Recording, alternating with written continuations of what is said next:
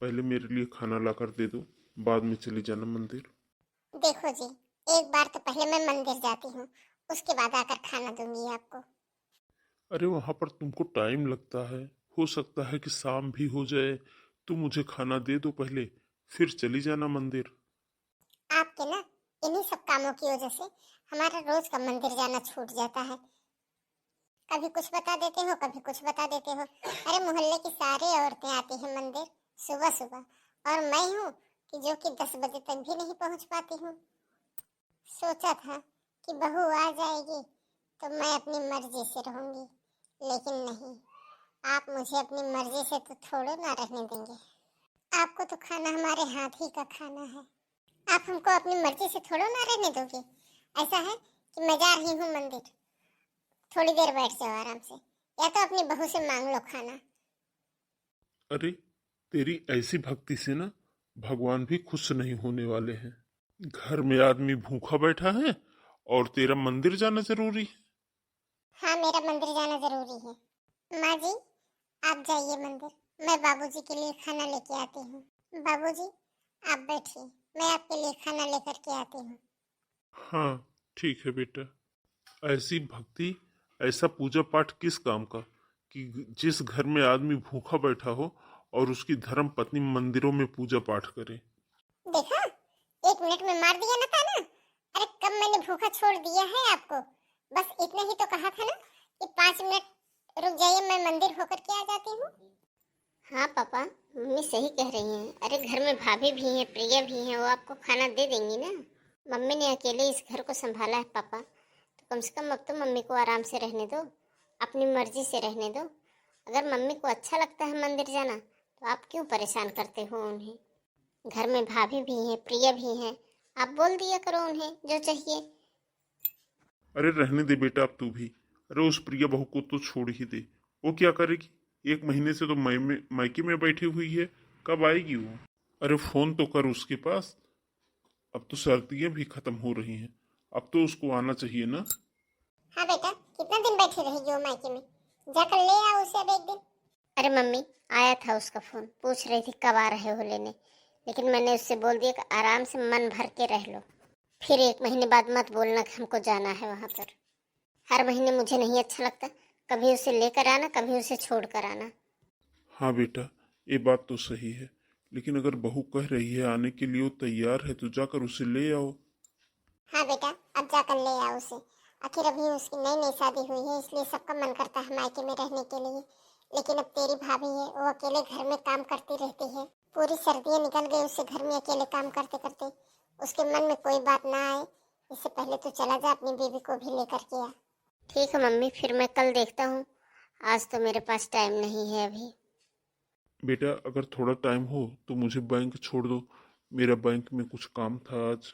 पापा, अब आज तो आप भी रहने दो, इसलिए कि जब तक आप बैंक में जाओगे ना, तब तक वहाँ लंच हो जाएगा, और आपने अभी कुछ खाना भी नहीं खाया है। आप खाना खा लो अब। अरे नहीं बेटा, खाना तो मैं बाद में खा लूंगा, पहले मेरा काम हो जाए। चल तू मुझे वहाँ छोड़ दे तो। अच्छा ठीक है, चलिए फिर मैं जाती हूँ, तब तक मंदिर में होकर के आती हूँ। इन्होंने भी ना फालतू में लेट करवा दिया हमें। बहू, हो गया तेरा सारा काम? हाँ माँ जी, बस हो ही गया समझो। कुछ काम था क्या आपको? नहीं, बस मैं तो अभी मंदिर से आई, तो वही तुमसे बताने आ रही थी कि कल प्रिया आएगी, लेने जाएगा तेरा देवर। ये तो बहुत अच्छी बात है माँ जी, बहुत अच्छा रहेगा। वैसे भी वो जब से गई है ना, मुझे बहुत अकेला अकेला महसूस होता है।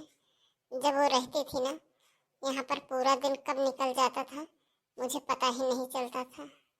हाँ बहू, ये बात तो सही है, लेकिन अब प्रिया को ना पूरा 100 महीना हो गया है अपने मायके गए हुए। वो आराम से सर्दियाँ बिता कर आ रही है अपने मायके में। तूने पूरी सर्दियाँ यहाँ पर अकेले काम किया है। अरे तो क्या हुआ माँ जी, कोई बात नहीं है, घर में काम ही कितना होता है। हाँ ठीक है, कोई बात नहीं, लेकिन पहले तू मेरी बात सुन पूरी। मैं क्या कहना चाह रही हूँ, कुछ दिन के लिए ना तू भी अपने मायके हुआ। मैं जानती हूँ बहू कि जब से छोटी बहू की शादी हुई है ना, वो हर 2-3 महीने में अपने मायके चली जाती है, और तू पूरा साल में एक बार जाती है, और वो भी 6-7 दिन के लिए। सच बताऊँ बहू ना, मुझे भी अपनी दोनों बहुएं घर में ही अच्छी लगती हैं। मैं नहीं चाहती कि तुम दोनों में से कोई अपने मायके जाए। लेकिन देखो, तुम्हारा भी अपना घर परिवार है, तो तुम्हारा भी मन करता होगा ना अपने मायके में जाने का, सबसे मिलने का। तेरे भी भाई भाभी हैं, भतीजा है, इसलिए बहू जा, तू भी होगा। देख, ज़्यादा दिन के लिए तो मैं भेजूंगी नहीं, बस तू बेशक 5-6 दिन के लिए वहाँ पर रुक करके आ जा। अभी तो तेरे बच्चे भी छोटे छोटे हैं, इन दिनों में ही जाया जाता है कहीं घूमने फिरने मायके। उसके बाद जैसे ही बच्चे बड़े क्लासों में आएंगे ना, तेरा हर जगह आना जाना बंद हो जाएगा। ठीक है माँ जी, मैं आज ही फ़ोन कर देती हूँ अपने भैया को, वो लेने आ जाएंगे मुझे। वैसे भी मेरी भाभी बहुत अच्छी हैं और उन्होंने कई बार फ़ोन कर चुका है कि दीदी कब आओगी, दीदी कब आओगी। अरे बहू, तू रहने दे, अपने भाई को मत बुला, उनको क्यों परेशान कर रही है? उसे भी 100 काम धंधे होते हैं, अकेला है तेरा भाई ना। मैं बोलती हूँ दीपक को, वो छोड़ाएगा तुझे। ठीक है माँ जी। कैसे बताऊँ माँ जी को, मेरे भाई भाभी तो फोन तक नहीं उठाते और मैं बता भी नहीं सकती हूँ, क्योंकि ये मेरी ससुराल है।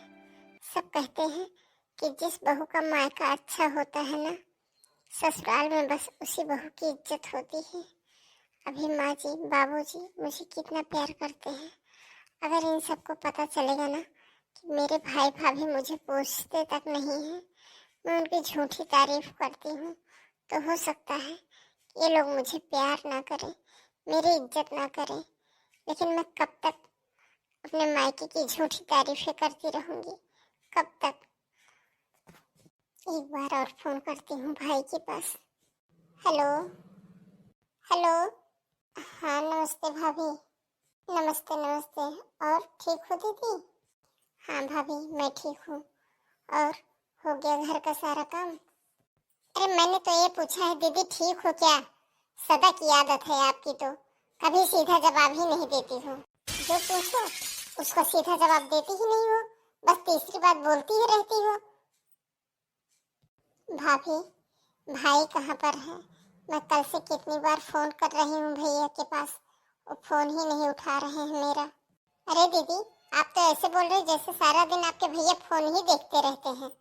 वो फोन हाथ में लेकर नहीं बैठे रहते हैं। और आपका फोन क्यों नहीं उठाएंगे? आपसे कोई दुश्मनी है क्या उनको? अरे कहीं बिजी होंगे, कोई काम होगा, इसलिए नहीं उठाया होगा फोन। अच्छा चलो ठीक है भाभी, मैं ये कह रही थी ना कि मैं 2-4 दिन के लिए आऊंगी वहां पर। एक बात बताओ बहन जी, ये आपकी सास की मंगनी खाने की आदत है कि आपकी नीयत में खोट है? गर्मियों में तो अभी आई थी आप। एक बात मैं बताऊं बहन जी, ऐसे रोज रोज मायके में आकर बैठी रहोगी ना, तो अपना घर नहीं बसा पाओगी। भाभी, मेरी देवरानी हर 2 महीने 2.5 महीने में चली जाती है अपने मायके, और 1-1 2-2 महीने रुक कर के आती है। अब वो कल आएगी पूरे 1.25 महीने के बाद, इसलिए मेरी सास कह रही थी कि मैं भी हो आऊं। और भाभी, आप लेने आने की चिंता भी मत करो, मैं खुद आ जाऊंगी वहां पर। और आप भाभी, भैया को बोल देना कि वो लेने हमको ना आए, अगर वो ज्यादा बिजी हैं तो। ये है ना भाभी कि मेरी इज्जत रह जाएगी और सास का मान भी रह जाएगा कि उनके कहने से मैं हो आई। ये सही है, अपनी इज्जत और अपनी सास के मन का ध्यान है, लेकिन अपने भाई की जेब का ध्यान नहीं है आपको। अरे भाभी, मैं आप पर खर्चा कब करवाती हूँ? थोड़ा बहुत जो भी लाती हूँ वो तो मैं अपने पास से ही लेकर के आती हूँ ना। और अभी भाभी, मैं आप पर खर्चा करवाने नहीं आ रही हूँ, बस मेरी इज्जत रह जाएगी और इसमें आपकी तारीफ है। भाभी, मैं आज तक अपने ससुराल में आप लोगों की बुराई नहीं की हूँ, इसलिए मुझे ये सब करना पड़ रहा है। ऐसा है दीदी, मुझे दिखावे की जरूरत नहीं है। आपको अच्छी तरह पता है ना कि मेरा और आपका रिश्ता कैसा है, और आपके भाई का कोई बिजनेस नहीं चल रहा है, और ना ही आपके माँ बाप हमको कुछ देकर के गिफ्ट में गए हैं, और मेरी झूठी तारीफ करने की कोई जरूरत नहीं है। आपको अपने ससुराल में साफ साफ बता दो कि मैं कैसी हूँ। साफ साफ बता दो अपने ससुराल में कि मैं कैसी हूँ, मुझे नहीं करवानी है झूठी तारीफ। एक बात सुनो दीदी, बहुत अच्छी ससुराल ढूंढ रखी है आपके भाई ने, आपका सब कुछ कर दिया है। दीदी प्लीज अब हमें जीने दो, हमारा पीछा छोड़ दो। अरे हमने तुम्हारी इतनी अच्छी ससुराल इसीलिए ढूंढी थी ताकि तुम वहाँ खुश रहो, हमें परेशान ना करो। और सुनो, तुम्हें आना ही है ना तो देख लेना, मई जून में आ जाना, जब मेरे बच्चों की छुट्टियां रहेंगी तब रह लेना 4-5 दिन। अभी एग्जाम का टाइम है और इतना हमारे बच्चों का टाइम खराब नहीं करना है। अभी बच्चों की पढ़ाई लिखाई चल रही है और इतना बड़ा तो हमारा घर भी नहीं है, 2 कमरों का घर है, उसमें आप भी आ जाओगी। बताओ बच्चे पढ़ाई कहाँ करेंगे, कहाँ बैठेंगे? आपके तो बच्चे छोटे छोटे हैं, आपको तो टेंशन है नहीं पढ़ाई लिखाई की। अरे हमें तो बहुत टेंशन रहती है दीदी, इसलिए देखो अभी फरवरी मार्च में तो बिल्कुल मत आना, मई जून में देख लेना आप। Hello hello. हाँ भाभी सुन रही हूँ। और भाभी एक काम और था कि होली भी आ रही है ना, तो कुछ भिजवा देते आप भाई से। मेरी देवरानी के यहाँ से सारे त्योहार आते हैं भाभी, इसलिए होली दिवाली थोड़े बड़े त्योहार है ना, तो इसलिए बस आप भाई को भेज देना भाभी। आपका जो भी खर्चा लगेगा ना, मैं भाई को पैसे दे दूंगी भाभी, आप बस भैया को यहाँ भेज देना।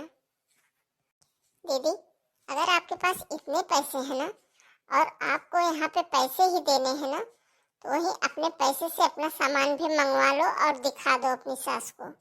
और फिर अपने भाई का नाम क्यों लगा रही हो?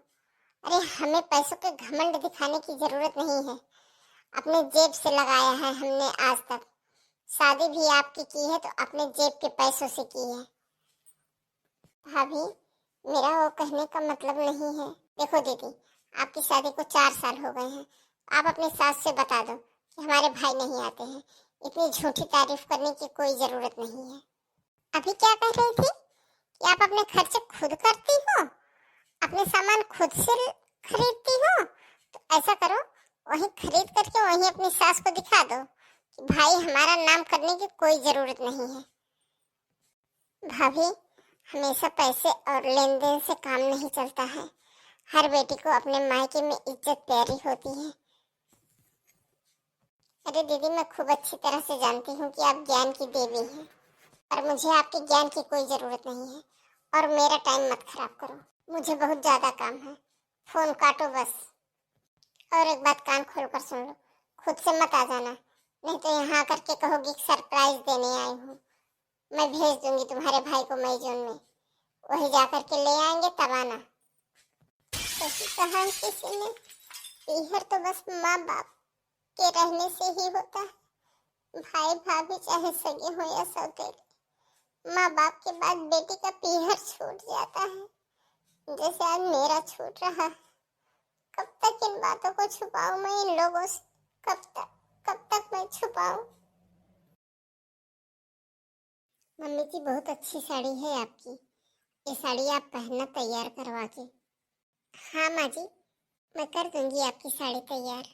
माँ जी आप पहन लेना, बहुत सुंदर साड़ी लेके आई है छोटी आपके लिए। माँ जी देखो तो कैसी है आपकी साड़ी, आपने बताया नहीं कैसी लगी।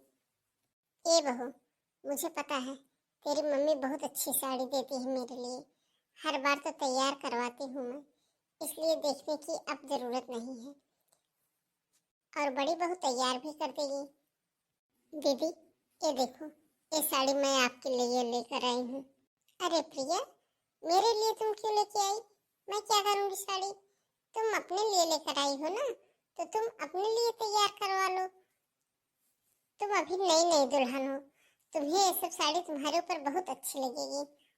दीदी जी जैसे मम्मी घर में बड़ी है ना, वैसे आप भी मुझसे बड़ी हो, और मेरी मम्मी तो हर बार देती हैं आपके लिए साड़ी।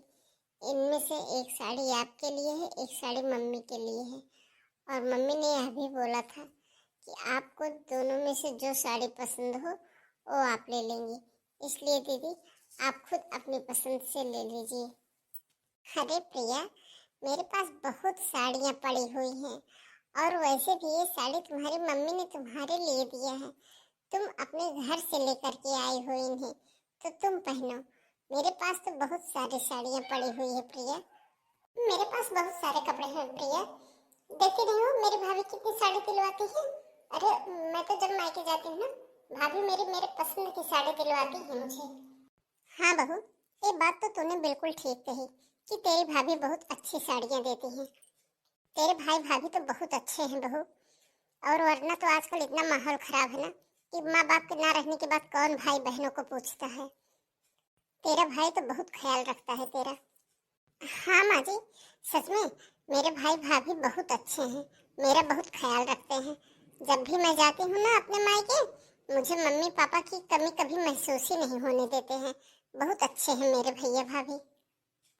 दीदी मुझे नहीं पता है कि आपके भाई भाभी कितने अच्छे हैं और कितना भी देते हूँ, लेकिन मैं जो साड़ी लेके आई हूँ आप इसमें से एक साड़ी ले लीजिए। और दीदी आप चिंता मत करिए, जो आप अपने मायके से कपड़े लेके आएंगे ना, उसमें से मुझे जो पसंद आएगा वो मैं ले लूंगी। बहू सच में बताऊं ना, तो तुम दोनों का प्यार देख करके मेरा तो मन खुश हो जाता है। तुम दोनों को देख करके कौन कह देगा कि तुम दोनों अलग अलग घर से आई हो। ऐसे लगता है मानो तुम दोनों सगी बहनें हो। हाँ तो बड़ी बहू तू ऐसा करना कि अब छोटी कह रही है तो इसलिए तुझे जो साड़ी पसंद हो उसको तू ले ले, और जब तू अपने मायके से लेकर के आएगी ना, तो छोटी को जो पसंद आएगी वो ले लेगी। ठीक है, तो फिर मैं ये वाली ले लेती हूँ। बहू ये साड़ी तू उठा करके रख दे। ठीक है माँ जी, रख देती हूँ मैं। और हाँ छोटी बहू, अब तू कमर कस ले। बहुत दिन आराम करके आई हो तुम सर्दियों में अपने मायके जाकर। अब आराम करने की बड़ी बहू की बारी है, क्योंकि अब ये भी जा रही है अपने मायके। मम्मी जी आप चिंता मत करिए, मैं संभाल लूंगी। आप बस दीदी को भी जाने दीजिए अपने मायके कुछ दिनों के लिए। अरे नहीं नहीं प्रिया, तुम्हें अकेले परेशान होने की कोई जरूरत नहीं है, क्योंकि मैं कहीं नहीं जा रही हूँ। लेकिन बहू तू तो कई दिनों से कह रही थी कि तेरी भाभी के फोन आ रहे हैं, तुझे बुला रही हैं, तो फिर चली जा। अगर कोई इतना बुला रहा है तो देख, भाई भाभी किसी के बुलाते नहीं हैं अगर आज के समय में, और अगर वो तुम्हारे भाई भाभी बुला रहे हैं ना, तो तुझे जाना चाहिए। हाँ माँ जी वो। सही कहा बहू तूने। प्रणाम पापा जी। खुश रहो छोटी बहू। और तुम्हारे घर पर सब ठीक हैं? हाँ पापा जी, मम्मी पापा भैया भाभी सब ठीक है। चलो अच्छी बात है, सब ठीक ही रहना चाहिए। और बड़ी बहू, मैं एक कह रहा था बेटा कि अब त्योहारों का समय है, होली आने वाली है, तुम क्या करोगी अपने मायके जाकर? क्यों, आपको क्या परेशानी है? अरे इसका भी मन करता होगा ना अपने घर जाने का, अपने भाई भाभी से मिलने का। अब इसके मम्मी पापा तो है नहीं, लेकिन इसके भाई भाभी भतीजे सब तो है ना। हाँ पापा जी, मम्मी जी सही कह रही हैं। दीदी को गए हुए बहुत टाइम हो गया है अपने घर। मैं तो हर 2-3 महीने में चली जाती हूँ। दीदी का भी मन करता होगा ना अपने मायके जाने का। छोटी बहू इनसे तो मैं बात करती हूँ, जा तू अपना सामान रख ले, लाई है इतना। ठीक है मम्मी जी। बड़ी बहू जा, जा तू भी अपनी तैयारी कर ले, मैं बात करती हूँ इनसे। आप बताओ आपको क्या परेशानी है? अरे दोनों बहुओं में इतना भेदभाव करना अच्छी बात है क्या? अरे छोटी बहू अभी 1.25 महीने बाद अपने मायके से आई हुई है, और बड़ी बहू को अपने मायके गए हुए 5-6 महीने हो गए हैं। उसका मन नहीं करता है क्या अपने मायके जाने का? क्यों मना कर रहे हो आप? मेरी तो समझ में ही नहीं आया कि ऐसा क्यों कहा आपने। देखो रेखा, मैंने कभी भी अपनी बहुओं में भेदभाव नहीं किया है। और तू एक बात बता कि क्या बड़ी बहू ने एक बार भी कहा कि वो अपने मायके जाना चाहती है? अरे अजी इसमें कहने वाली क्या बात है? अभी उसकी देवरानी रह करके आई है 1-1.5 महीने मायके। बड़ी बहू का भी तो मन करता होगा ना कि वो भी अपने मायके जाए। देखो जी, हमें अपने बच्चों में भेदभाव नहीं करना है, बस हमारे लिए जैसे बड़ी बहू वैसे छोटी बहू। रेखा, मेरी बात को समझने की कोशिश करो। मैं भी अपनी बहुओं में भेदभाव नहीं करता हूँ। बस मैं तुझे ये समझाना चाह रहा हूँ कि देखो, बड़ी बहू के माँ बाप तो इस दुनिया में है नहीं, और छोटे बहू के अभी पूरा भरा परिवार है। 3 भाइयों की अकेली बहन है, माँ बाप भी हैं उसके, उसके दादी बाबा भी अभी जिंदा हैं। रेखा, माता पिता की और परिवार की होड़ दुनिया में कोई कर नहीं सकता है। मुझे कभी कभी ऐसा लगता है रेखा, जैसे बड़ी बहू हमसे कुछ छुपा रही है। तुमने कभी सोचा कि अगर उसके बड़े भाई भाभी इतने अच्छे होते तो कभी बीच बीच में तो आते उससे मिलने ना? उसके हालचाल पूछने के लिए वो यहाँ पर कभी तो आते। नहीं जी, आपको गलत फहमी हुई है। आपको पता है, बड़ी बहू की भाभी हर बार इतनी अच्छी साड़ी देती है मेरे लिए, और मैंने कितनी बार देखा है बड़ी बहू को अपनी भाभी से बात करते हुए। अरे सब कुछ ठीक है। नहीं नहीं, आपको गलत फहमी हुई है। बड़े बहू के मायके वाले ऐसे नहीं हैं। देखो रेखा, तुम बात नहीं समझ रही हो। हर लड़की चाहती है अपने ससुराल में कि उसके मायके वालों का मान बढ़े, उनकी इज्जत बढ़े। हमें उसे मजबूर नहीं करना चाहिए। अभी अभी मैंने खुद सुना था कि वो बार बार मना कर रही थी कि अपने मायके जाने के लिए, लेकिन तुम हो कि तुम जिद कर बैठी हो, जाओ अपने मायके। क्यों भाई? आइंदा बड़ी बहू के सामने कभी ऐसी बात मत करना, ना ही कभी उससे कहना कि वो अपने मायके जाए या ना जाए। यह उसका फैसला है, उसको लेने दो। 100 में से सिर्फ 10 लड़कियां ऐसी होती हैं जो कि इतनी भाग्यशाली होती हैं कि उनके माँ बाप के जाने के बाद में भी उनका भाई उनका पहले जैसा ही मान सम्मान करता है, उनको बुलाए, उनको माने। और हाँ, मेरी एक बात हमेशा ध्यान रखना, हमें बेटी भगवान ने नहीं दिया है, 2 बहुएं दी हैं। हमने बहुओं को ही अपनी बेटी माना है। इसलिए अगर बड़ी बहू अपने मायके जाए या ना जाए, कुछ लाए या ना लाए, उसके सामानों पर कभी भी इतना जिक्र मत करना। वो बिन माँ की बच्ची है। अरे जी, आपको मेरे ऊपर इतना भी भरोसा नहीं है क्या? आपको लगता है कि मैं अपने बहू के साथ कलेश करूंगी या अपनी बहुओं में भेदभाव करूंगी? जैसे आपने अपनी बहुओं को बेटी माना है ना, वैसे मैं भी अपनी बहुओं को बेटी ही माना है। मैं तुमको सिर्फ समझा रहा हूँ, क्योंकि सास बनने के बाद में ना एक गुड़ फालतू का आ जाता है सास में। कभी 4 दिन बाद घर में बैठ कर के यह बातें करने लगे बहुओं के सामने कि छोटी बहू तो इतना धन लेकर के आई है, बड़ी बहू के यहाँ से कुछ नहीं आया है। इन सब बातों से ना बहुओं में बहुत फर्क हो जाता है। अरे वो अपने मायके से थोड़ा लाए या ज्यादा, हमें क्या फर्क पड़ता है? हमारे घर में किसी चीज की कमी थोड़ो ना है। देखो जी, मैं अपने बच्चों में कभी भेदभाव नहीं करती, और ना ही मुझे किसी और के धन की जरूरत है। एक बाप पूरी जिंदगी की कमाई लगा देता है बेटे की शादी करने में, और जिस बेटे को वो पाल पोस कर इतना बड़ा करता है, उसे भी अनजाने परिवारों में भेज देता है। बात तो तुम्हारी ठीक है रेखा, लेकिन मेरा समझाने का फर्ज था। थोड़ा ध्यान रखना। कभी मंदिर में या कभी पास पड़ोस की औरतों के साथ बैठ करके ये बात कभी मत करना कि मेरी एक बहू ऐसी है, दूसरी बहू ऐसी है। देखिए जी, मैं समझ गई कि आप क्या कहना चाहते हैं, लेकिन आप चिंता मत करिए। मैं अपनी बड़ी बहू का बहुत ध्यान रखती हूँ। मैं तो उसे कभी भी यह महसूस ही नहीं होने देती हूँ कि उसके माता पिता नहीं हैं। हाँ, उसे महसूस भी नहीं होना चाहिए रेखा, क्योंकि हमारी बड़ी बहू ना सच में बहुत शरीफ है।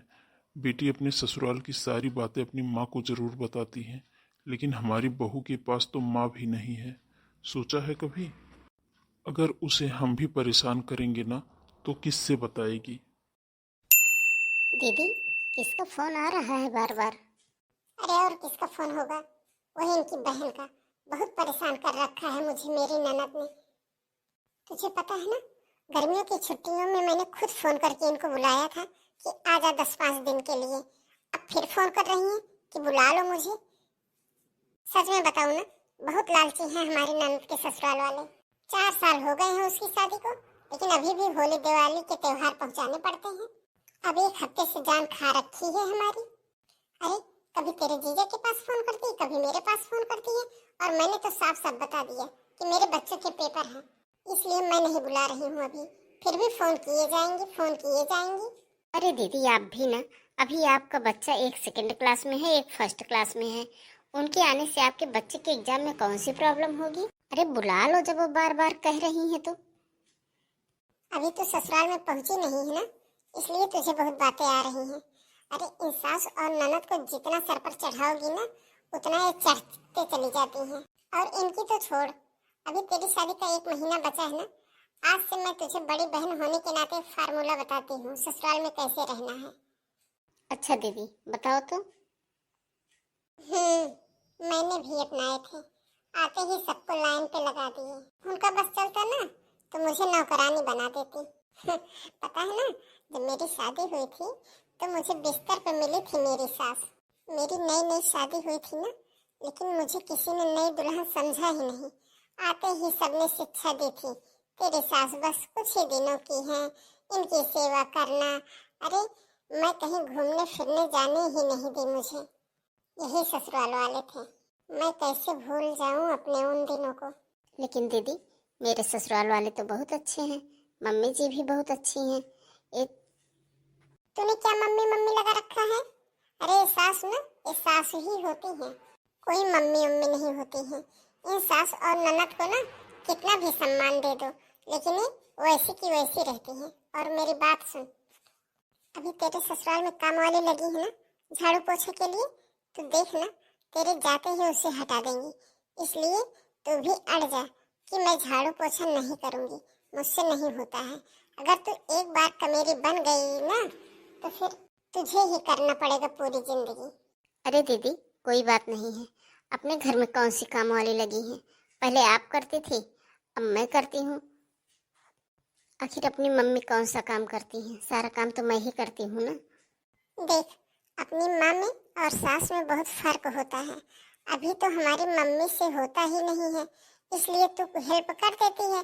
तो जरूरी है क्या कि ससुराल में जाकर के भी काम करना?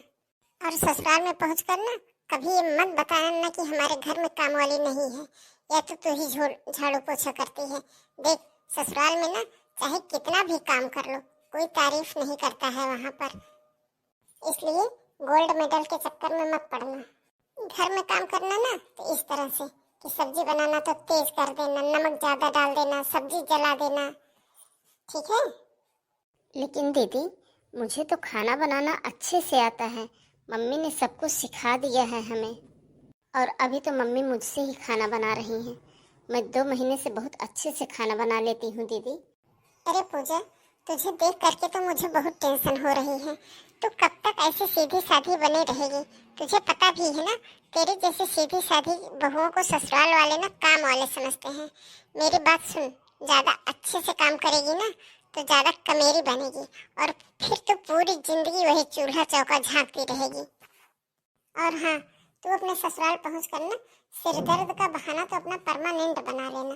जब तक कि तेरे ससुराल वालों के सिर में न दर्द होने लगे, तब तक अपना सर दर्द मिटने मत देना। और हाँ, सबसे जरूरी बात, जब घर में कोई मेहमान आए ना तो कमर पकड़ करके बैठ जाना, पेट पकड़ कर बैठ जाना। अरे मम्मी जी, मेरे पेट में बहुत दर्द हो रहा है, बस ऐसे ही बहाने बनाने लगना। और अगर तेरे घर वाले तुझे कुछ कहेंगे ना, कोई समस्या होगी ना, तो सीधे मुझे फोन मिला देना, मैं सबको समझा दूंगी। और सुन मेरी बात, तेरी एक ननद है ना, ध्यान रखना, उसका ना सबसे पहले इंतजाम कर देना। ऐसा इंतजाम करना कि वो मायके में आए ही ना।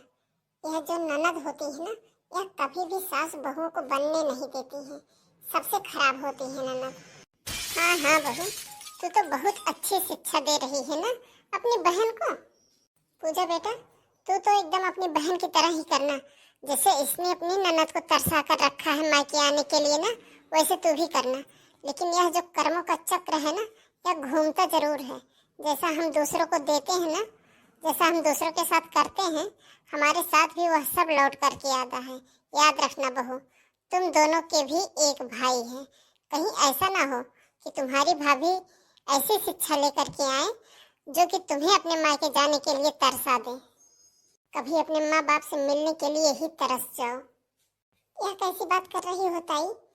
अरे आती तो है हमारी ननद। बताओ, गर्मी की छुट्टियों में मैंने खुद ही बुलाया था उन्हें फोन करके। हाँ बहू, तू भी अपने मायके साल में एक ही बार जाती हो क्या? देखो ताई जी, मैं आपका सम्मान करती हूँ क्योंकि आप हमारे परिवार में सबसे बड़ी हो। मैं और मेरी ननद, चाहे मैं साल में एक बार बुलाऊं और चाहे बिल्कुल भी ना बुलाऊं, आपको क्या फर्क पड़ता है? अगर आपको ज्यादा ममता पड़ता है ना तो आप ही बुला लिया करो अपने यहाँ। अरे सही कहा है किसी ने, अगर मायके में अपनी माँ नहीं होती है ना तो 100 माँ तैयार हो जाती हैं। वैसे ससुराल में अगर अपनी सास नहीं होती है ना तो पूरी दुनिया सास बनने के लिए तैयार हो जाती है। अच्छा होगा ताई जी, आप अपने घर और परिवार पर ध्यान दें। मैं अपने घर को खुद संभाल लूंगी। आई है बड़ी शिक्षा देने। देखा तूने, ये पड़ोस की सास है, कितना सुना करके गई है मुझे। अब तो ही सोच ले सास ननद कैसी होती है। या पक्का ना मेरी ननद ने फोन करके इनके कान भरे होंगे। अभी तभी आई मुझे सुनाने, आज आने दो तेरे जीजा को, फिर देख कैसे सुनाते हैं इसको। लेकिन दीदी बुरा मत मानना, ये पड़ोस की ताई जी ने ना जो कहा है बहुत सही कहा है, बुरा मत मानना दीदी। लेकिन आपके ऐसे व्यवहार से हमारे माता पिता की बदनामी है। शायद आपके ऐसे व्यवहार की वजह से ही कुछ ऐसी भाभियाँ बदनाम हो जाती हैं। अरे दीदी, शायद ताई जी ने तो एक बात बिल्कुल ही सही बोली थी कि कर्मों का फल जरूर भुगतना पड़ता है। जो आज हम दूसरों के लिए कर रहे हैं ना, वही हमें वापस मिलेगा। सोचिए दीदी, हमारा भी तो एक ही भाई है और हमारी भी एक ही भाभी होंगी। अगर उसने अपने मायके आने के लिए हमको तरसा दिया तो हम क्या करेंगे। दीदी 10 दिन नहीं होते हैं, उससे पहले आप मम्मी पापा से मिलने आ जाते हो या मुझे बुला लेते हो। तो दीदी आपकी एक ननद है, उनका भी तो मन करता होगा ना मायके आने का, और उनके भी तो माता पिता नहीं हैं। मायके के नाम पर जो उनका है वो आप और जीजा जी ही तो हो। दीदी कुछ ससुराल वाले होंगे बुरे, कुछ ननद होती हैं बुरी, लेकिन इतना दिमाग तो हमारे पास भी होना चाहिए ना कि कौन अच्छा है कौन बुरा आज के समय में। आपकी ननद आपके पास बार बार फ़ोन कर रही है मायके आने के लिए। दीदी हो सकता है कि यह दिन कभी हमारे ऊपर भी आए, हमें भी अपने मायके आने जाने के लिए अपनी भाभी से परमिशन लेनी पड़ जाए। बस कर छोटी, तू और कितना शर्मिंदा करेगी मुझे। शर्मिंदा नहीं कर रही हूँ दीदी, बस आपके व्यवहार को देखकर सोच रही हूँ। अगर आपके जैसा व्यवहार हमारी भाभी का हुआ तो हम क्या करेंगे, हम कहाँ जाएंगे। सच कहा छोटी तूने, मुझे सपना दीदी पर क्या बीत रही होगी कि वो एक हफ्ते से फ़ोन कर रही हमारे पास, पर हम भाई भाभी तक उनका फ़ोन नहीं उठा रहे हैं। थैंक यू छोटी, मुझे एहसास करवाने के लिए। मैं कितना गलत कर रही थी अपने ननद के साथ। मैं अभी फ़ोन करती हूँ सपना दीदी को और अभी बुलाती हूँ। आखिर मेरे भी तो एक ही ननद है ना। दोस्तों हमारी छोटी सी कहानी कैसे लगी कमेंट करके प्लीज़ बताइएगा। थैंक यू दोस्तों कहानी को पूरा देखने के लिए।